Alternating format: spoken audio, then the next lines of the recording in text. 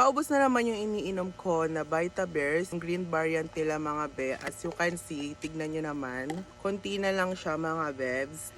Kasi iniinom ko siya kaya nag-order ulit ako ng panibago. Actually, bukas na siya. And gusto ko lang ipakita sa inyo kasi nga iniinom ko talaga siya.